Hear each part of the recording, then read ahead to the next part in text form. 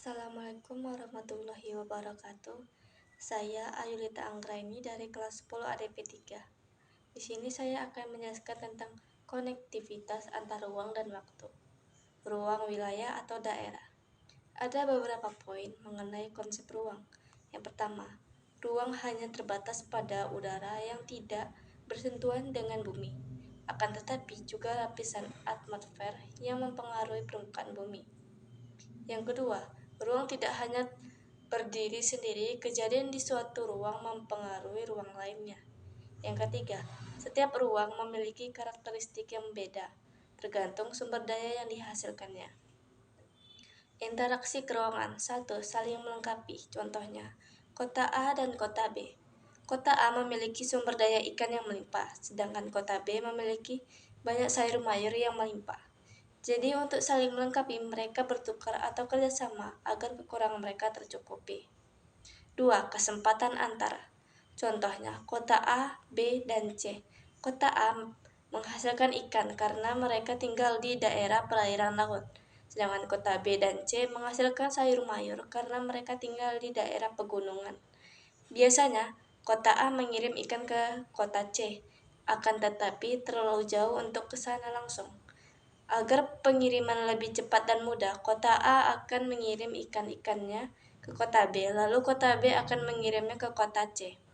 Agar tidak kehabisan bahan bakar, jadi kota B akan mendapatkan ikan, sedangkan kota A akan menguntungkan karena tidak perlu mengeluarkan biaya yang cukup besar untuk ke kota C.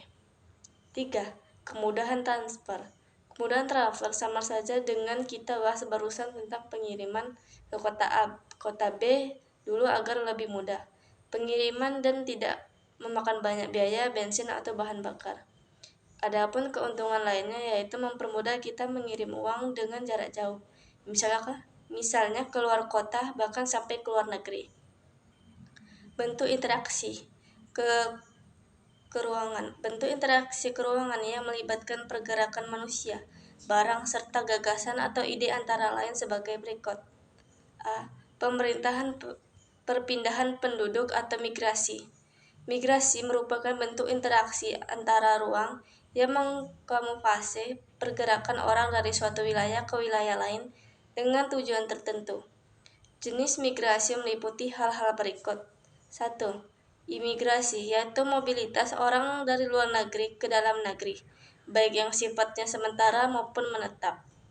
Emigrasi, yaitu mobilitas orang yang dalam negeri ke luar negeri, baik yang sifatnya sementara maupun menetap. Urbanisasi, yaitu mobilitas penduduk dari desa ke kota yang bersifat permanen. Ruralisasi, penduduk yang dari kota kembali ke desa. Transmigrasi, penduduk antar pulau dalam satu negara yang sifatnya menetap. Evakuasi, penduduk yang menguasai ke daerah lain karena daerah ada bencana alam, masalah keamanan lainnya di suatu wilayah. Sirkulasi, penduduk yang bersifat sementara untuk memperluan pekerjaan atau keperluan lain yang harus menginap di tempat tujuan. Mobilitas, penduduk dari desa ke kota yang bersifat tidak permanen pada hari yang sama. Misalnya ia mengunjungi saudara yang sedang sakit di kota, jadi selesai melihat dia akan pulang lagi ke desa. B. Komunikasi. Komunikasi merupakan bentuk interaksi antar ruang yang melibatkan pertukaran ide atau gagasan. Contoh, 1. Siaran televisi yang menyiarkan kejadian-kejadian aktual di suatu wilayah. 2. Streaming memudahkan seseorang untuk menyaksikan kejadian-kejadian di berbagai belahan dunia. Website jaringan dunia maya dapat memudahkan seseorang mencari ide sesuai dengan kebutuhannya. 4. Marketplace merupakan tempat bertemunya penjual dan pembeli di dunia maya. C. Transportasi, bentuk interaksi antara ruang dalam pergerakan barang dan jasa dari daerah satu ke daerah lain. 1. Perdagangan internasional, ekspor dan impor. 2. Pengirim komoditas, perdagangan melalui transportasi laut, darat, dan udara dari satu daerah ke daerah lain. Sekian penjelasan dari saya. Terima kasih. Assalamualaikum warahmatullahi wabarakatuh.